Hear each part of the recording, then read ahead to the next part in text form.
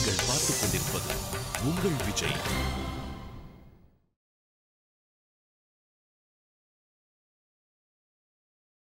உங்கள் அனைவருக்கும் இனிய காலை வணக்கம். இந்த நாள் நிகழ்ச்சியில் இன்றைய பஞ்சாங்க குறிப்பு.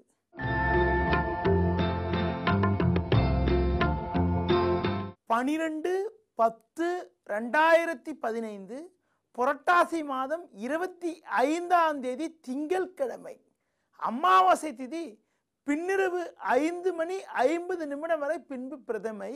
அஸ்த நட்சத்திரம் பின்னிரவு 2:28 வரை பின்பு சித்திரை நட்சத்திரம். நாள் முழுவதும் சித்த யோகம். ராகு காலம் காலை 7:30 முதல் 9 மணி வரை. யமகண்டம் பகல் 10:30 முதல் 12 மணி வரை. சுப ஓரைகள் மதியம் 12 மணி முதல் 1 மணி வரை, பிற்பகல் 3 மணி முதல் 4 மணி வரை, மாலை 6 மணி முதல் 8 மணி வரை, இரவு 10 மணி முதல் 11 மணி வரை. இன்று மகாலய அமாவாசை. இனி இன்றைய ராசி பலன். மேஷ ராசி நேயர்களே, 6ஆம் வீட்டில் சந்திரன் சூரியன் அமைய பெற்று பஞ்சமஸ்தானத்தில் குரு சுக்கிரன் சஞ்சரிப்பதால் பண வரவானது மிகவும் நன்றாக இருக்கும். உத்தியோகத்தில் இருப்பவர்களுக்கு நல்ல பேர் எடுப்பதற்கான வாய்ப்புகள் இன்றைய நாளில் உள்ளது. ரிஷப ராசி நேயர்களே, சந்திரனானவர் பஞ்சமஸ்தானத்தில் புதன் சேர்க்கை பெற்று சஞ்சரிப்பதும் 4ஆம் வீட்டில் சுக்கிரன் சஞ்சரிப்பதாலும் நீண்ட நாளைய கனவுகள் எல்லாம் நிறைவேறும். பிரச்சனைகள் குறையும். அலைச்சல்கள் குறைந்து ஏற்ற மிகுந்த பலன்கள் ஏற்படக்கூடிய ஒரு நல்ல நாளாக இன்றைய நாள் இருக்கும். மிதுன ராசி நேயர்களே, முயற்சி ஸ்தானமான 3ஆம் வீட்டில் செவ்வாய் அமைந்திருப்பது நல்ல அமைப்பு என்றாலும் 4இல் சந்திரன் சஞ்சரிப்பதால் பண வரவுகள் நன்றாக இருந்தாலும் வீண் செலவுகள் ஏற்படுவதற்கான வாய்ப்புகள் இருக்கிறது. கொடுக்கல் வாங்கல் விஷயத்தில் சற்று கவனத்தோடு இருந்தால் எதையும் சமாளிக்க முடியும். கடக ராசி நேயர்களே, சந்திரனானவர் சூரியன் சேர்க்கை பெற்று 3ஆம் வீட்டில் சஞ்சரிப்பதும் 2இல் குரு சஞ்சரிப்பதும் அற்புதமான அமைப்பாகும். தடைப்பட்ட சுபகாரியங்கள் கைகூடும். இருந்து வந்த மறைமுக எதிர்ப்புகள் எல்லாம் குறைந்து ஏற்ற மிகுந்த பலன்கள் ஏற்படக்கூடிய ஒரு இனிய நாளாக இன்றைய நாள் இருக்கும். சிம்ம ராசி நேயர்களே, சுக்கிரனானவர் ஜென்ம ராசியில் அமைய பெற்று 2ஆம் வீட்டில் சந்திரன் புதன் சஞ்சரிப்பதால் பொருளாதார ரீதியாக நல்ல பலன்கள் ஏற்படும். குடும்பத்தில் இருந்த சின்ன சின்ன நெருக்கடிகள் கூட ஓரளவுக்கு குறைந்து சாதகமான பலன்கள் ஏற்படுவதற்கான வாய்ப்புகள் இருக்கிறது. கோபத்தை குறைத்துக் கொள்வது மிகவும் சிறப்பு.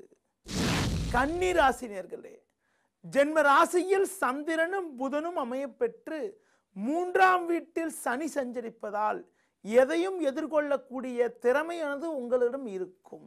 குருவானவர் 12ஆம் வீட்டில் சஞ்சரிப்பதால் எதிர்பார்த்த உதவிகள் கிடைப்பதற்கு சின்ன சின்ன தடங்கல்கள் இருக்கும். மற்றவர்கள் விஷயத்தில் தலையிடாமல் இருப்பது மிகவும் சிறப்பு. துலா ராசி நேயர்களே, லாபஸ்தானத்தில் குருவும் சுக்கிரனும் சஞ்சரிப்பது உன்னதமான அமைப்பு என்றாலும் 12ஆம் வீட்டில் சூரியன் சந்திரன் சஞ்சரிப்பதால் எதிலும் சற்று நிதானத்தோடு இருப்பது மிக மிக நல்லது. தேவையற்ற நெருக்கடிகள் ஏற்படும். கொடுத்த வாக்குறுதிகளை காப்பாற்றுவதற்கு சிறு சிறு தடங்கல்கள் உண்டாகும். விருச்சிக ராசி நேயர்களே, 10ஆம் வீட்டில் சுக்கிரனானவர் வலுவாக அமைய பெற்று லாபஸ்தானத்தில் சந்திரனும் புதனும் சஞ்சரிப்பது உன்னதமான அமைப்பாகும். சூரியனும் லாபஸ்தானத்தில் இருப்பதால் நீங்கள் நினைத்ததெல்லாம் நடக்கும்.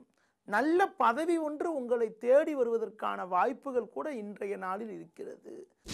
தனுசு ராசி நேயர்களே, சந்திரனானவர் சூரியன் புதன் சேர்க்கை பெற்று 10ஆம் வீட்டில் சஞ்சரிப்பது எல்லா வகையிலும் சாதகமான பலன்களை ஏற்படுத்தக்கூடிய ஒரு இனிய அமைப்பாகும். சில நாட்களாக இருந்த குழப்பங்கள் எல்லாம் முழுமையாக விலகும். கூட்டுத் தொழில் செய்பவர்களுக்கு லாபகரமான பலன்கள் ஏற்படக்கூடிய ஒரு இனிய நாளாக இன்றைய நாள் இருக்கும். மகர ராசி நேயர்களே, சந்திரனானவர் சூரியன் சேர்க்கை பெற்று பாக்கியஸ்தானமான 9இல் அமைய பெற்று லாபஸ்தானத்தில் சனி சஞ்சரிப்பது நல்ல அமைப்பாகும். 2 நாட்களாக இருந்த குழப்பங்கள் எல்லாம் முழுமையாக விலகி சாதகமான பலன்கள் இருக்கும். குடும்பத்தில் கணவன் மனைவியிடையே ஒற்றுமை அதிகரிக்கும். கும்ப ராசினியர்களே, உங்கள் ராசிக்கு அஷ்டமஸ்தானத்தில் சூரியனும் சந்திரனும் புதனும் சஞ்சரிப்பதால் நிதானத்தோடு செயல்படுவது நல்லது. குரு சஞ்சாரம் சாதகமாக இருப்பதால் பண வரவானது நன்றாக இருந்தாலும் வீண் குழப்பங்கள், தேவையற்ற பிரச்சனைகள் உண்டாகலாம். முடிந்தவரை மற்றவர்கள் விஷயத்தில் தலையிடாமல் இருப்பது மிகவும் சிறப்பு. மீன ராசினியர்களே, உங்கள் ராசிக்கு சமசப்தமஸ்தானமான 7ஆம் வீட்டில் சந்திரனும் புதனும் சஞ்சரிப்பதால் உடன் இருப்பவர்களுடைய ஆதரவானது மிக மிக நன்றாக இருக்கும். நெருங்கியவர்களின் ஆதரவால் ஏற்ற மிகுந்த பலன்களை அடைவீர்கள். உத்தியோகத்தில் மேல் அதிகாரிகளிடம் இருந்த கருத்து வேறுபாடுகள் எல்லாம் முழுமையாக விலகி சுமூகமான நிலையானது உண்டாகும். இனி ஜோதிட தகவல்.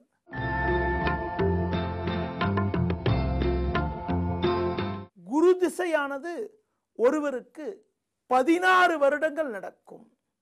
புனர்பூசம், விசாகம், புரட்டாதி நட்சத்திரத்தில் பிறந்தவர்களுக்கு முதல் திசையாக குரு திசை நடக்கும்.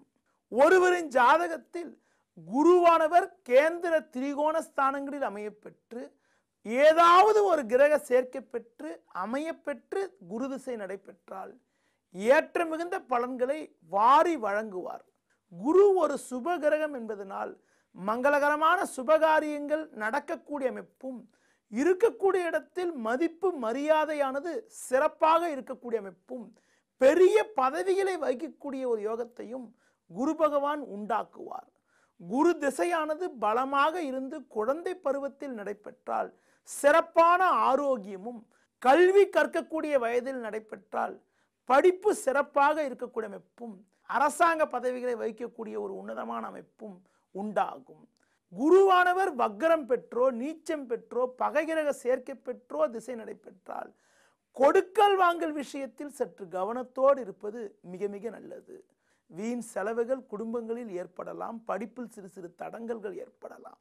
இருக்கக்கூடிய இடத்தில் மதிப்பு குறைவு, சின்ன சின்ன சங்கடங்கள் எல்லாம் உண்டாக்கக்கூடிய அமைப்பு, வயிறு சம்பந்தப்பட்ட பாதிப்புகளை உண்டாக்கக்கூடிய ஒரு அமைப்பினை ஏற்படுத்துவார்.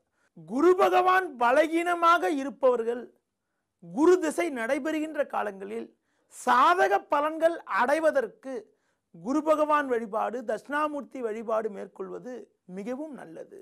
மீண்டும் நாளை காலை சந்திப்போம். நன்றி, வணக்கம்.